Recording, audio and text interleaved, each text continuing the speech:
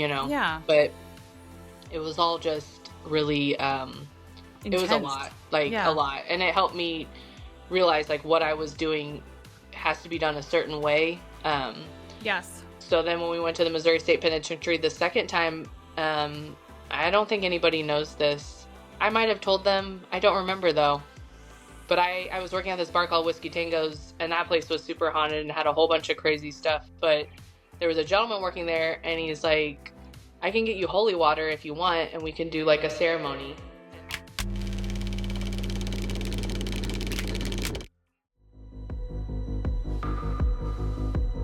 Welcome to Sasquatch and Sourdough, the podcast where we embark on a journey into the depths of the unknown. The mystery of life. Weaving together threads of ancient scripture. What do you mean, biblical? Tales of high strangeness. Tell them about the Twinkie. Whether you're a seeker of truth. We believe it's the heart of the house. Or simply hungry for a good story. What about the Twinkie? Sasquatch and Sourdough invites you to join us on a journey of discovery, wonder, and deliciousness. They fill your methods, your theories are Spooky. So grab your backpack, sharpen your senses. Do you think I'm spooky? And prepare to explore the sacred mysteries of our highly strange world like never before. And that is the whole problem with aliens.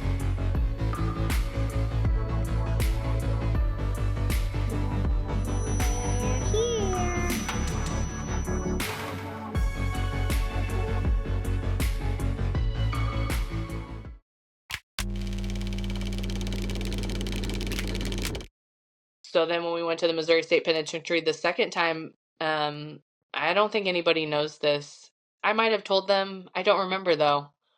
But I was working at this bar called Whiskey Tango's, and that place was super haunted and had a whole bunch of crazy stuff. But there was a gentleman working there, and he's like, I can get you holy water if you want, and we can do like a ceremony.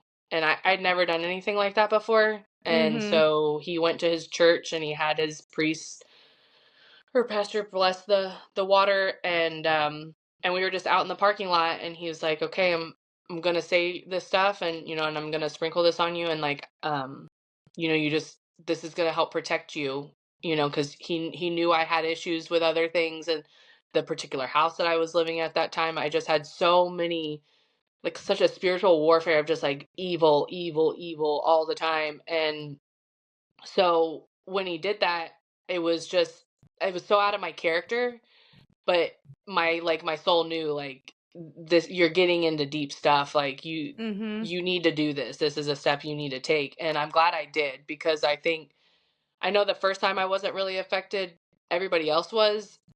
And then the second time, it was like the most joyful, peaceful experience that I had. And I don't know if it was because of that, what he did for me.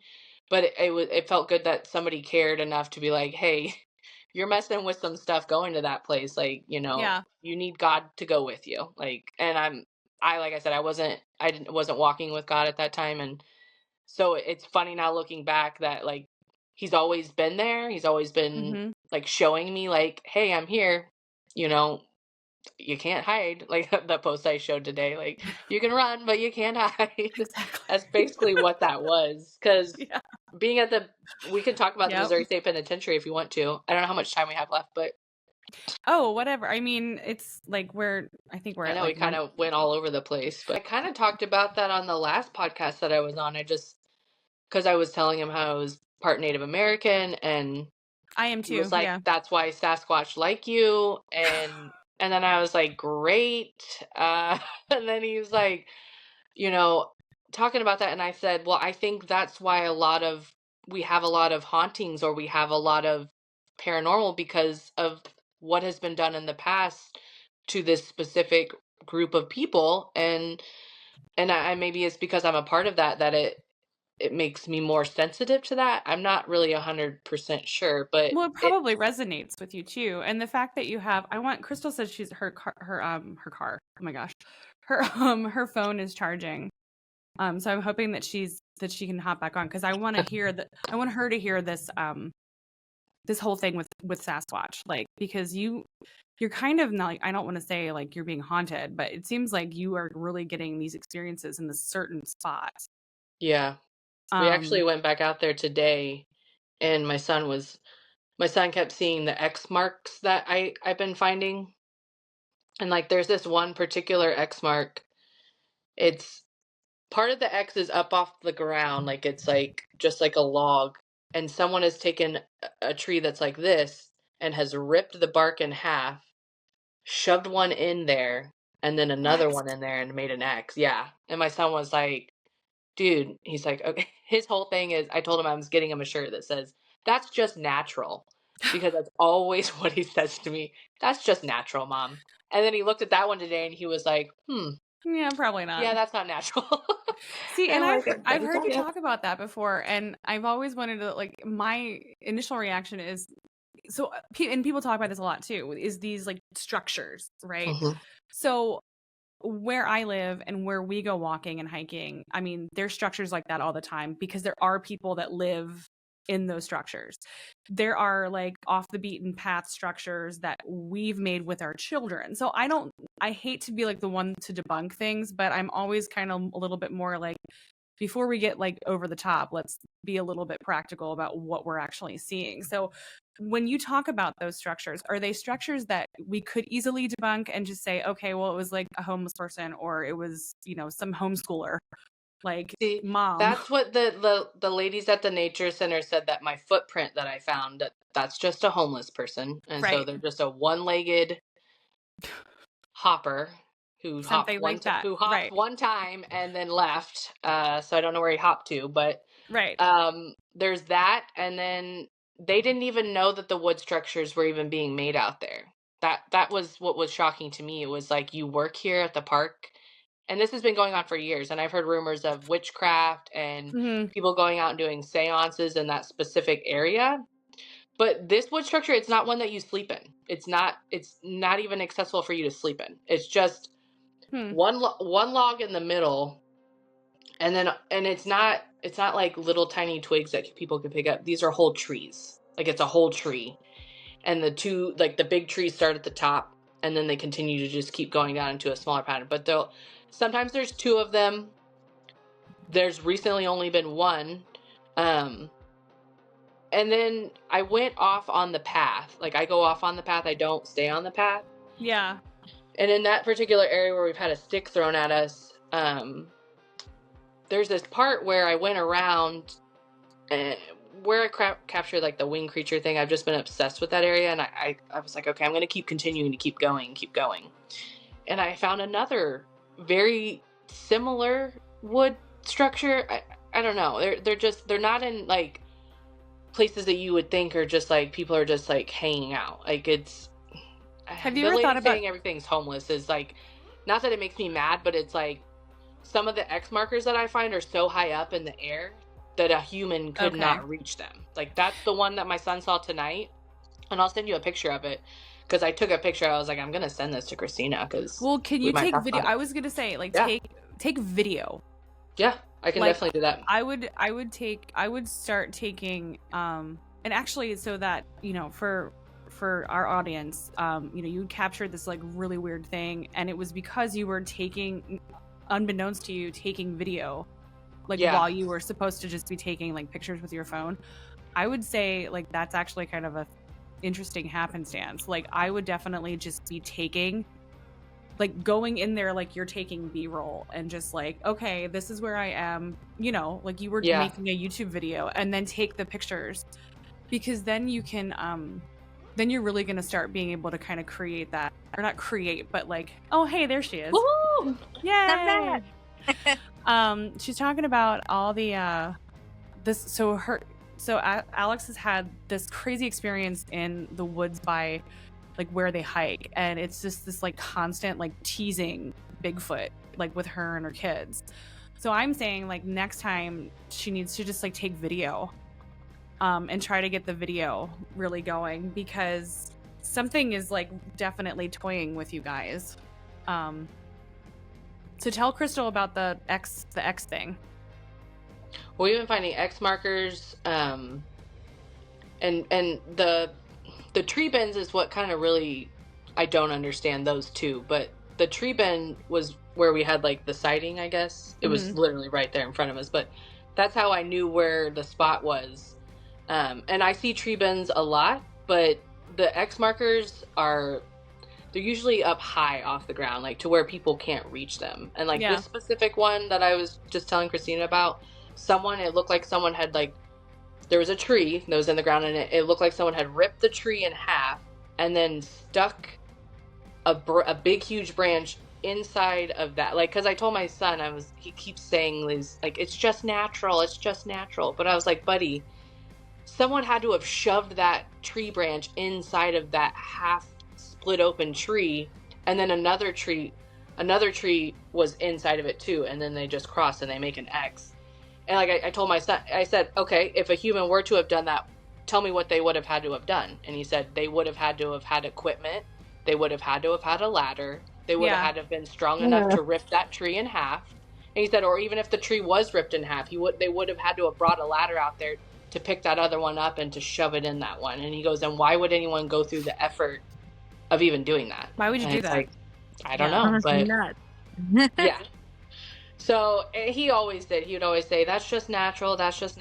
But like, then when I found the footprint, and then when we found, like I said, like the winged creature type thing, he was like, okay, this is interesting. And he was actually with me. He was with me when I had I call it the Men in Black experience, but in like later research, I find out like another person had a very similar experience, and they call him the creepy Burr Oak Woods entity. You can pull it up. It's on Google. But in my research of trying to find this lady to show her my winged creature, she was from MUFON. She acted like she was interested in my stuff, and then she blew me off. And I was really kind of upset about it, because she was in contact with the gentleman who reached out to her in like 2011, I think was when the article was wrote. And I didn't know anything about her or this guy. And he had a very similar experience with a man out in the woods that made him extremely uncomfortable. The guy made us extremely uncomfortable. Yeah. And other people that have been on their podcast are like, it sounds like Ingrid Cole. Ingrid Cole, yeah. And like Mothman. Crossed with Mothman because of like the bat type thing that I captured. Yeah, I just go right to government. Yeah. Well, they're trying to shut you up. There's a 180-acre limestone quarry that was abandoned and privately purchased by a man, and it is directly connected to Burr Oak Woods. It is a science and technology lab now for members only. And they have cult association, like allegations against them, really bad stuff. Like they have their own school, they have their own church. Yeah. You're only allowed down there, like, if you have permission. It's all gated off. Like, people don't leave the property very often. There's like a whole waterfall down there. I think we're actually going to get into this conversation in November with Drew from Cryptid Warfare. Yeah, I'm excited for that.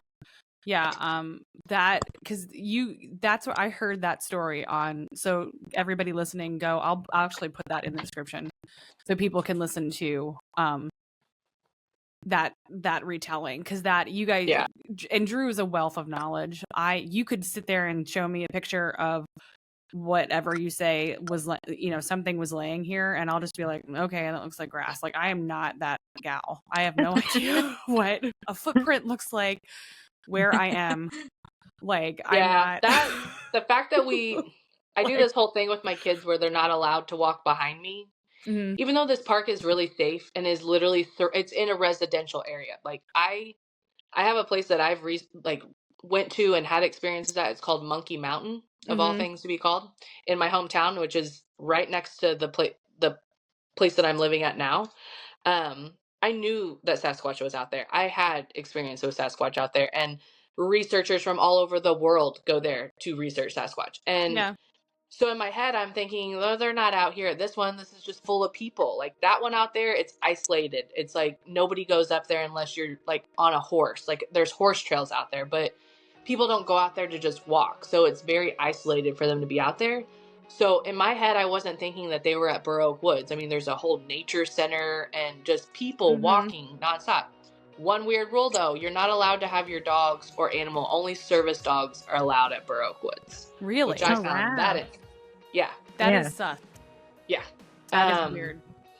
So, and then it closes at a certain time, but like you're not allowed out there past 8. You have to leave. And that I understand, but no dogs unless it's no dogs are allowed. Yeah, that's weird. And I told my kids were like, well, why? And I said, well, service dogs will listen. Mm-hmm. And I do know that there's probably, I don't know if there's bodies out there, but I don't know if maybe they don't want people out, like dogs out there to like find something. I don't know. A service dog would listen, another person. But then I also thought about no one wants to be out there cleaning up dog poop or stepping on dog poop on trails. Right. So that could be another reason, but I don't know, But I mean, so I didn't think that we would have those experiences out there, but when we had this creepy, I call them the Men in Black, because we were talking about Men in Black when we had this experience. Like I was telling my son about this documentary that I watched, and we're talking about it, and we'd never been out there when it was dark. We took side quests, and I told him what was the documentary? It's just called Men in Black. It's by Darcy Weir. Okay. He's one of my favorite documentary makers. He's from Canada. Super nice guy, super supportive. I really, really enjoy getting to know him. He's done so many. He's doing the documentaries about the UFOs from the water. Like he just had a big documentary come out about that. So he's very super well knowledgeable man. But I'm telling my son about this documentary. I just watched it. All excited about it, and a lot of people are saying, okay, well, when you talk about things, you you can manifest things or whatever just by like thinking or talking about them. That's not your intention in that moment. I mean, otherwise it was definitely not. I would have ice cream floating to me all the time. Like that's ridiculous. Right? No. Chick-fil-A for me, but can't get that. So. But so we're talking about this, and this man is coming on the trail, and it's pitch black. Like we could not see anywhere near in front of us, and it almost appeared as like he spawned out of the ground. But in my like just obsessive thinking about it, I think it was so dark that it took my eyes like a second to adjust that like a person was walking up, and he was wearing all black, so it was very hard for my eyes to adjust. And when they finally adjusted, I said, oh my God, thank God you're not Sasquatch. And my son goes, why would you say that? And I was like, I don't know. I mean, I didn't think anyone was going to be out here in the dark, but I mean, so he was a bit of a distance away from us. And then when he walked past us, he didn't acknowledge us. He didn't say hello. He didn't nod his head. He didn't do anything. Ew. And most people on that trail, like we've been out there a million times. Most people on that trail, they do something, even if it's awkward, you know, they're just like, hey, and you move on. But I thought in the moment, I just thought maybe he had a headphone in, maybe he didn't want to talk, whatever it was, And so my son goes, that was like weird. I said, he probably just had a headphone in, buddy. Like, don't think about it too much. Well, he did not like this guy and the feeling that he gave him. And my son turned around to look at him. Well, he had walked quite my son said he walked quite a distance to where when he looked back, he thought he walked really far. Like, how did he get so far? And then he said, oh my God, Mom. And I said, what? And he goes, the guy is coming towards us. I said, what? And he turned around and was walking towards us. And in that moment that my son says he's turned around and he's coming at us, the man just goes, ugh, like that. And my son goes, F this. And he starts running, like booking it. And I had gotten this huge walking stick. We had this whole moment with this little kid. We're like, our special walking stick. Gotta have a special walking stick. And I'm like clutching this walking stick. And I'm like, do not let this person, like, or whatever this thing is, know that you are like completely freaked out. Like, just don't let them see you upset, Yeah. But in my head, I'm just like, get out now. Like, this is not okay. Like, why would this person do that? Like, why would they even think that that was like okay to do? And so we get in the car and we're like, we're just beside ourselves. Like Xavier's like, what was that? Like, why did that guy do that? And I was like, I don't know. And we debated it forever. I went on a podcast. I talked about it. I was like, I don't even know what that was, but whoever that guy was, like, I don't like you, And so then I captured this weird thing And I researched that lady. I couldn't get a hold of her forever. So I just Google her name. And when I Google her name, that's the first thing that pops up. Creepy Burr Oak Woods entity. And I'm sitting there and I'm like, no. Oh no. I was like, oh no, this is going to be bad. This is going to be bad. So I'm reading this article and this guy's like, hey, I heard your podcast. Everyone laughs at me when I tell this story, but you ladies seem like the people that I would listen to my story. And so this gentleman saying, I used to go out in these woods all the time by myself. He said, I would go out there all the time. And he said, and this particular time it was winter. He said it was like 20 degrees out. He said he would go pretty far out there. And when he's out there, he said he walked out into this clearing and he said there was a man standing there. And he said, and he had his back towards him. And so he said he walked a couple steps forward thinking the man would turn around. No, he stood there with his back to him. So he said he got this really bad feeling and he's like, I shouldn't be here. And so he said he starts backing up. And he said when he got about 50 yards away from him or so, he said he pulled up his binoculars and he said the moment that he got his binocular adjusted on this man, the man turned around. And he said he had the most inhuman, like just disturbing smile on his face. And the guy said that he had never been more like disturbed. Basically, he turned around and he hightailed. He said, I had 2 bad knees. And he said, I hightailed out of there. And his message to everybody was like, do not go to Burr Oak Woods alone. And I was like, dude. And he said, what was weird was that the man was in a t-shirt and just a pair of gray slacks, like a black t-shirt and gray slacks. And he said, and he was like, it was 20 below. And he said, so he wasn't wearing weather appropriate clothing. He said he just didn't seem like a he normal. He was out of place. Out of place. Yeah. Yeah. And he just happened to stumble upon him. And it was just so eerily similar. Like he had a black t-shirt on and he had black pants on, but it was so dark. Like I said, they could have been gray. I don't know. But it was like the same outfit. And it was just odd. I just knew that I had this weird feeling, but it was just like, and then I read that article and I'm like, wow, okay, well, now I know for sure someone else has had this. That reminds the same thing. Just reminds me of something. Yeah. Doesn't that remind you of something, Crystal? Like, I don't want to say Hat Man because it's not Hat Man, but like, no, because it's not a shadow. It's a corporal, being. I don't know. To me, it sounds like a portal. Like something just. I don't know. Whatever it is isn't good though. It sounds like evil. No, definitely an evil entity. That's just crazy. It actually made my son pretty upset to like. I can imagine. He said that guy really like ruined nature for me. He just said and then we stopped going on that trail and then we went on another trail and then when we went on the other trail that's when we heard the monkey sounds and the creaking door sound and then I was like, oh my gosh. It would have been less creepy if he Sasquatch. That's what everyone said. Everyone's like, you probably wish it was. Especially the Sasquatch that they just saw in Oklahoma that they caught on video. Have you guys seen that? No. It's the one that's sitting? The one that's like just chilling. Yeah, and he looks over at the camera. I think it looks like the beef jerky Sasquatch, but whatever. It does. That's what I said. That's cute. Totally fake. It looks exactly like the beef jerky one. He's nice. It's probably just a behind the scenes video that they took and they're like, hey, push this out there. It'll get some views. Oh, yeah, definitely. No, that is brilliant marketing. I don't care. You know what? Yeah. That's why if we're not going to catch this guy and he's interdimensional, which is what I think he is, then you know what? Let's get those views, make some money.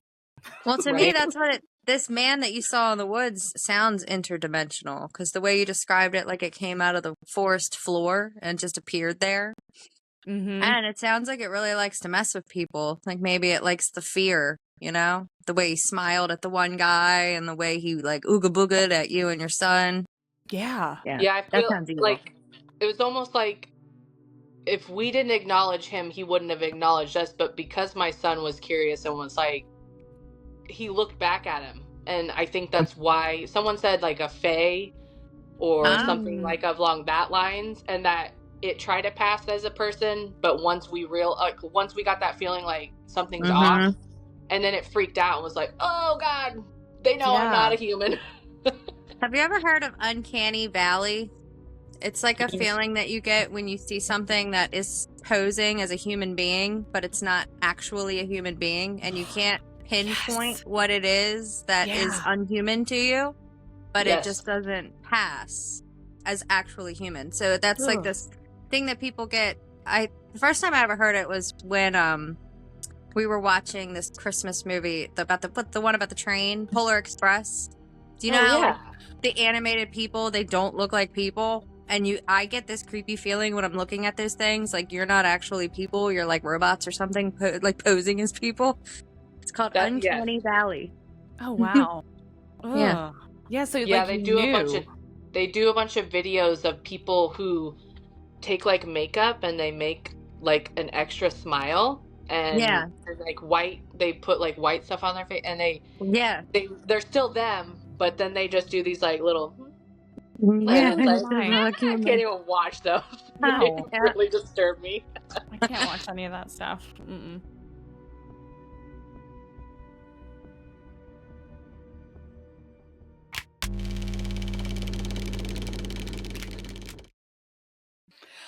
Okay, so what I want to do, if we have time, like I want to do two things. So Crystal, when you were off, I wanted to have Alex describe. I wanted to get your take on this fabric thing because I don't know how fabric is made. Do you know? Like what kind of dress was it? Like what time period was it? So, like I said, the earliest artifact I could find was like 1920, and the latest I could find was 1969. So I'm assuming 50s maybe, or maybe 60s. But the lady made the dress. She took the material and made it herself. But I just don't know how they made. It almost looked like it was screen printed, like how it's on there. Like it wasn't like something that was sewn on, or it's not like a sewn pattern. It was just like, it almost looked like it was printed on there, and it's multiple times all over the dress. So I think Christina was trying to pick your brain on if you might know how people might have put patterns on dresses in that time. Well, screen printing was used even back then. Like I have a mother-in-law that actually worked in a screen printing place in like the 60s. And they were screen printing onto fabric back then, definitely. Okay. But I think that's probably how this one was made then. It has to have been. I mean, I'll get somehow in contact with you. I think on Instagram, Christina said she's able to send, or me and her are able to send photos that way and she can view them. But when I send them to maybe like her phone, it doesn't, because the Android, I'm not 100% sure. But yeah, I don't know. I'll send them to you somehow so that you can actually see them. But I have a picture of like the dress laid out, and then I have a close-up picture of the pattern. So maybe that would, I'm sure you'd probably be able to tell by looking at it. And like a lot of times women, when they were like making their own dresses for like themselves or their children, they were just like going to like a craft store, like Joann Fabrics or something like that, or whatever was popular back then, and picking up like actual like paper, what are they called? Patterns. Like usually like the big ones were like McCall's, you know, and it was like a little paper packet, and it would have all the little pattern pieces in it. Yeah. And they would just That's what I bought at that place. Yeah. So I bought the dress, and I also purchased packets of those dress patterns as well. The patterns, so I know she definitely made all the clothes for sure. And you could tell, like, it seemed very special for that time. I don't know, but it just, I think anybody did. Yeah, a lot of women did for their families back then because things weren't so readily available to purchase. And if it was too expensive. So women saved a lot of money by making their own clothing for themselves and their children. And when you get into that, I feel like there's so much more like feeling and intention put into the article that you're making by hand for someone that you love, you know? You're personalizing it for them. Yeah, than something that's just like mass produced that you picked up at like Target or Walmart or something. And it's so sad that time has changed for us, that everything is so readily available, because Just thinking of that generation of everyone was sewing. Like my granny has passed it down to my mom, and my mom does some sewing, but it's like that is Yeah. it's so sad that people don't, do that anymore, really. It's don't funny know how to because sew. I also call my grandmother's granny. That's the first time I've heard somebody else say that. Oh, that's awesome. Yeah, I call them my mom and my grandma were both granny. They're just granny. Aww. But we're also, my mom's side of the family is also from Missouri. I grew up going there like every summer and every Thanksgiving to visit our family in Missouri. And they lived in Knob Noster. I don't know if you've ever heard of it. I know exactly where that's at. That's so cool. Yeah, because I lived in Lawson, and that's close to Knob Noster. So that's really cool. So my grandfather was stationed on the Air Force Base down there, and that's where he met my grandmother. And they were a very poor family that like lived on like a big like 200-acre cattle farm. And they still used like a well in like the 90s. When we would go there to like visit, there wasn't running water. Like you had to go out to the well and bring in water to like fill the tub and to fill the toilet, and like it was crazy. Oh my gosh. Yeah, it was crazy. But I spent a lot of time there when I was a little kid, but I don't really like remember it too much. I guess the last time I was there was maybe 10, Yeah. But I do remember like my grandfather was always obsessed with like UFOs and like outer space, because he was in like the Air Force and he saw a lot of like really crazy things, like being in, the air. Wow. And he used to tell us stories all the time when we were little kids. I think just from being on that Air Force base down there for so long, and my mom knows more of the stories. I would have to ask her. But I always had a feeling that area was kind of like creepy, a little weird, Yeah, there's like the Knob Noster, and then is it the Whiteman Air Force Base? Yeah, Whiteman Air Force Base. Yeah, that's it. That has so many, and I'm realizing it now. It's only an hour from where I live. So really? It's just super. Yeah, it's super close. Yeah, that's really cool. I would love to see that area again. Yeah, I've heard a lot of crazy things, and I didn't realize how big it was. Like each base is like their own world. It's their own world. They have everything. Yeah. They don't. So when you look at the little tiny town of Knob Noster, the Air Force Base is like, I don't know, 80 times bigger than just that little teeny tiny baby town. Yeah. Oh my gosh. Yeah, I've heard a lot of crazy things coming in and out of there, and I've actually done I don't know if she wants to put this in there or not, but I do like Google satellite imaging, and I found a fighter jet or something, and it had, I'll have to send it to you guys. It's insane, but I was very interested in the Whiteman Air Force Base after everyone's like, hey, have you had any of, you've been having Sasquatch experience? Like, how close is it to an Air Force or to a base? And I'm like, if you hopped in a helicopter, you would be at my place in no time from there. Like, it's an hour to drive, so they would pop in no time. It's always It's always so interesting to me how, like, the Air Force bases or, like, any kind of government installation is always so close to all of these strange phenomena that we experience. Like, there's definitely a correlation or a tie. Yeah, we've seen unmarked black helicopters flying at extremely low altitude over Burr Oak Woods, like, multiple times. Like, I always know that that's where it's going. It's always flying over Burr Oaks, which there's nobody missing or that I know of, but it's just like, my son was like, oh, okay, I see what you're saying now. And I'm like, I told you, buddy. Like, they probably came from the Whiteman Air Force Base. Yeah. Christina, we were just talking about how my family comes from Knob Noster, and it's an hour outside of where she lives. That's and we were talking about the Air Force Base that's right there. Oh, cool. I was hoping that you guys would, like, make that connection, because I wasn't sure where your family was from, Crystal. That's awesome. I did. I look. You showed me where you were from, and I got on the maps and just kind of looked, and I was like, oh, she's very close, you know. So I had a feeling you might know the town. So like, me and you, Crystal, don't even know each other, and the fact that, like, we have this thing. That's so cool. Like uncanny connection. Like you could have been from anywhere in the country or the world, and you're from an hour of where my family was from that nobody's ever heard of. This tiny little nothing town, you know.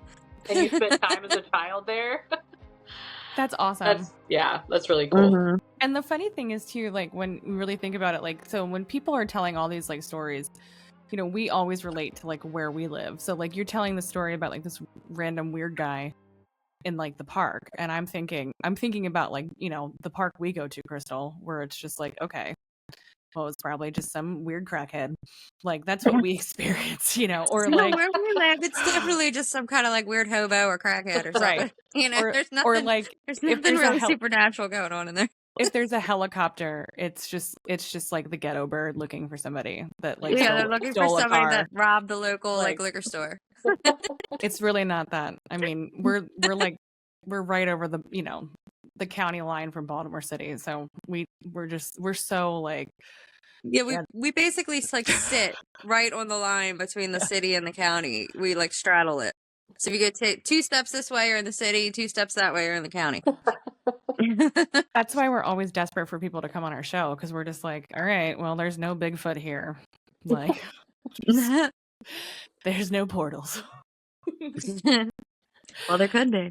Well, you never know. That's how I felt about Burr Oaks. I'm not gonna, and it's honestly strange. And I know we're about to hit the 2 marker, but what in me finding these things and like the footprint and the winged creature, it's led me on this history hunt, and I'm now finding that like there was a gentleman who owned this entire property before it was Burr Oak Woods, and he was a very like prominent person in his community. He unfortunately he had a lot of slaves, he had horses, just owned a lot of land. And this other gentleman who was from Kansas, he's like an infamous Civil War leader. His name's Quantrell, and he actually was planning to come with a bunch of Jayhawkers, and they were going to raid this guy's farm out there at Burr Oak Woods. And the guy had a change of heart and actually warned the family, befriended them, and still went through the act with these gentlemen, but knew that they were going to kill those men. And that's what ended up happening. They shot and killed one of them on the spot. Two of the men ran into Burr Oak Woods and hid out in the woods somewhere, and they were both killed on site. 2 of them escaped and got back to Kansas, but that ultimately started a lot of I didn't realize like there's a lot of history that people put down, or you know, these men did a lot of bad things. They were called the Quantrell's Raiders, but if people actually looked at the history and saw what had been done to them, you know, they were reacting to things that were being done to them and their family members and people that they loved and cared about. And, you know, they didn't make the best choices, but it's history, whether you like it or not. You know, it's not pretty sometimes, but, you know, if you don't remember it, you know, it's going to repeat itself. But anyways, it's been very interesting to find that like there could be ghosts just out there wandering around. You know, there's rumored to be gold out there as well. They buried gold out there. Jesse James spent time out there. Yeah. Multiple times. I was going to tell you about that too. There's like this old legend, and nobody knows if it's true or not, but there's this old legend that my family likes to tell, is that Jesse James came to my family's farm and drank from their well and slept on their property in their barn. Like, and that's what he would do. Yes. Nobody knows if it's true or not. That's what he would do out at the Walker farm. They said that they camped out there. They would just camp out there, and that it was like it was a safe place for that group of people because they were all together. Jesse James and his brother rode with Quantrell. Like Quantrell was this leader. It's really sad because I mean, yes, they were in a tough spot because it was like a border war between Kansas and Missouri, and anybody that knows their history understands that stuff. Like, everybody was in a crappy situation. Yeah, and they were just doing what they thought was, you know, justice for their family and whatnot. But it is interesting to know that there is you know, that history's out there. There is deaths out there. And I thought, okay, well, if I had gold out there and I was a ghost and I didn't have a house anymore, you know, I would still want to scare people away because like that's my property, that's my gold. So it's like almost like, is this entity trying to appear like a person, but also scare the living daylights out of people to like get them to go away? Like, you know, there was one instance where all these car windows were broken out at the end of this. And I remember asking this kid at this bird place I went to try to show him my bird pictures. And he's like, I used to work there. And he was like, what you're describing, he goes, we have had like a homeless person out there before. He's like, but what you're describing is not a homeless person. And I was like, no, this guy was like, he was bald. He was like average build and just, I had no hair. Like, I don't know why the no hair thing is. I want to ask that guy who saw that other guy, like, did he have hair or not? Because like, I need to know. Give me every detail you got. Yeah. But it was almost like they didn't want to make the effort of like making hair. Like it was just like make a body. Don't overdo it. Just be bald. I don't know. It's just Well, it sounds to me too like you definitely have some kind of like abilities, like whether it's like clairaudience or clairvoyance. You definitely are tapped into the other side, the other realm. And I don't know if every normal, like not normal, but if every average person would see that, if they were in there, would see that thing. Do you know what I mean? That man. Some people are just more open to that than others. Yeah, more sensitive. And maybe you were just that right type of spirit or, you know, person to be able to see that thing at that time. Yeah. Yeah, I definitely think, and I think I kind of talked about this a little bit with Christina, but I don't really like plan anything or do anything, and I'm not doing a lot of research on things that I could probably be doing. Like, I know my calling will come whenever it is, and I like that I don't force things, but I feel like there is something that I can do to be helping people. I already am helping people, but I feel like there's more that I could be doing, and I just don't know because I don't know a lot of history about myself or my family. That's really kind of a big cloud of mystery, but I know that my great-grandma was extremely religious, and she was extremely religious for a specific reason. She would go to the mental institution a lot for voices, and I feel like she clung to her faith to keep whatever that was at a bay. And I feel like I'm going down like maybe that same path. Not that I hear voices, but just like I just know I have something that's more than, I'm very sensitive. Like honestly, I'm just very, and that's why people are like, well, are you a medium? I'm like, I don't label myself. I just, if I have a message to give to people, I give it. Sometimes it bothers me so bad that I just do it because whatever that spirit or thing is trying to tell me to tell people, I don't like doing that. I really don't, because it makes people really uncomfortable.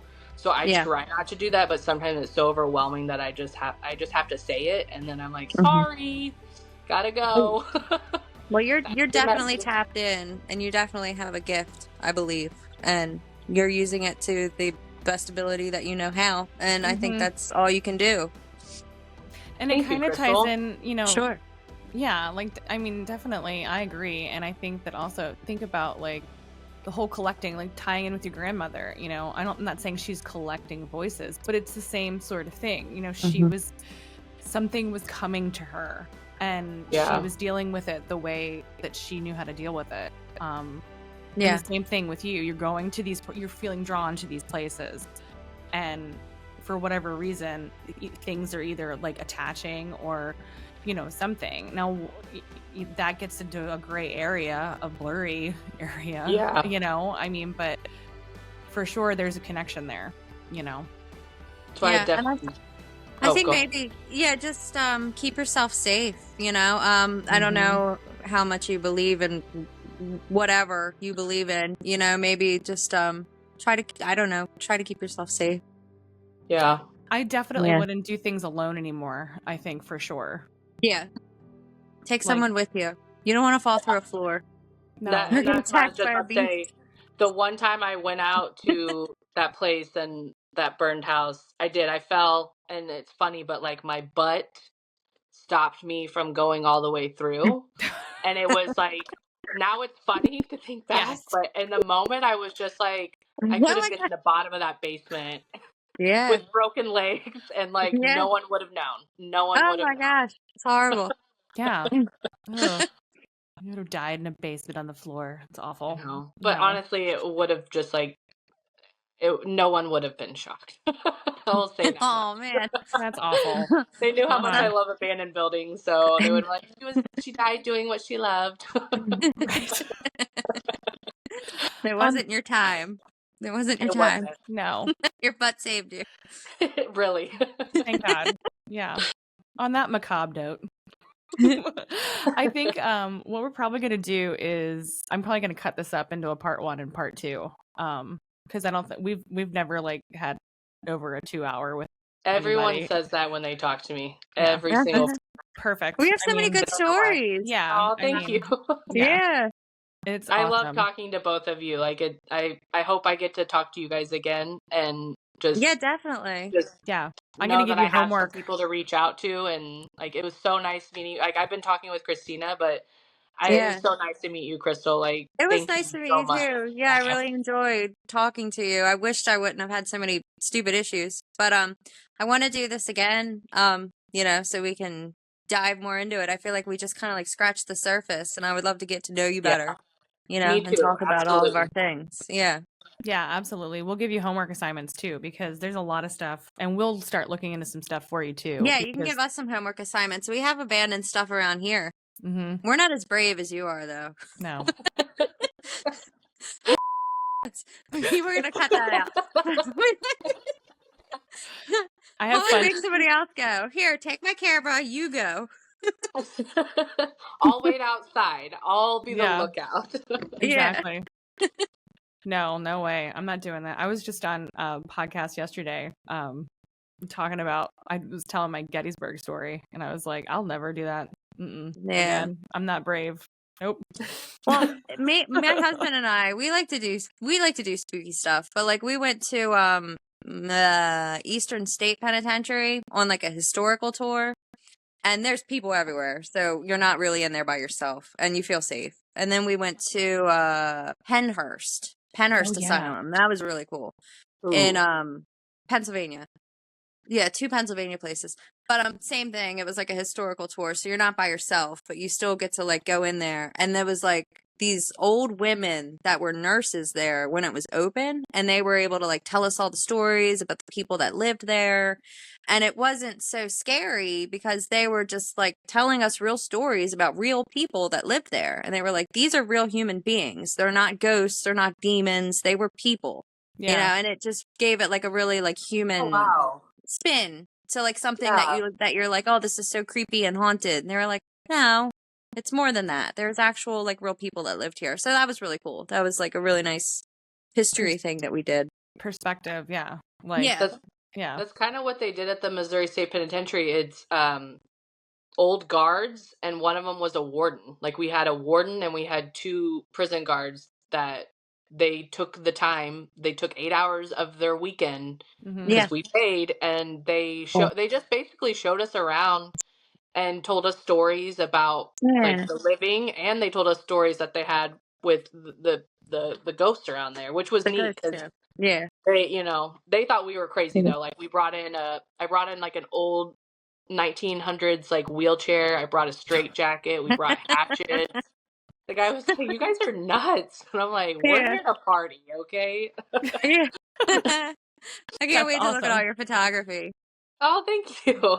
Yeah. So Alex, tell everybody, I think what we might have to do next time is like, maybe we'll do like a live or something, and we can just like have like field a bunch of questions that people might have, and we could just like live stream. That'd be cool. I think that would be kind of fun. But so why don't we put a pin on it tonight? And then we can we'll have you back on. How can people find your photography and find you? I am only on Instagram. I don't have Facebook. I don't have anything. My Instagram's the only thing I have. So that's like my portfolio for my photos. And then like I share reels of like any documentary or just anything that I find inspirational. It's funny because a lot of people have been following me for all the Jesus stuff that I've been posting, but they might get a plot twist here soon when they see me post something else, but hopefully it'll be okay. But I post about my life and about my faith, and if you don't want to follow me, then you don't have to follow me. But I share the coolest, like just all the documentaries I watch. I share little clips of those. I've been enjoying those. Those are really cool. Oh my God. That's my favorite. Like my son was like, you sit here and you watch movies and you say, oh, that'd be a funny reel, or that'd be a funny thing to post. And he's like, why don't you just actually start doing it, Mom? And I was like, oh yeah, you know what, I should. And so I started doing that, and that's actually I only had like 5,000 followers like 7 months ago.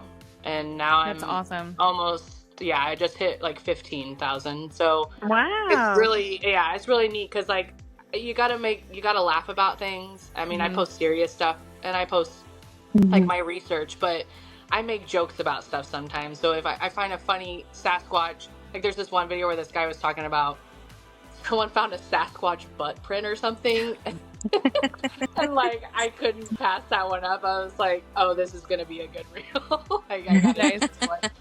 But so just like funny stuff. But you can find me, it's ASHAE_photography. So ASHAE_photography. Yeah, I love, that's my favorite. Like people say your personality is what you use social media wise, and I'm definitely Instagram. Like I can't do Facebook. I just can't. And Instagram seems to be my community of people that I've found. I have more people on Instagram that support me than people in my real life. I just don't have a lot of support. And so it's nice finding a community of people who support me.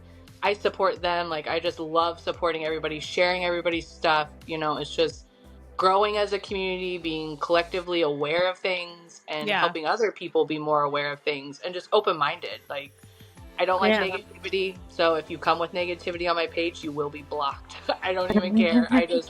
You didn't like that, blocked. I'm like, I don't need that follow. I don't need that comment on my stuff. Like, I don't care. Like, it's not about that. It's just about positivity and just exploring the world together, basically. I love it. We're here to support you. Yeah, I love that. I'm here to support you girls too. Yeah. Well, thank you so much, Alex, for coming on. So yeah, until next time. Bye. Bye. Bye. Bye.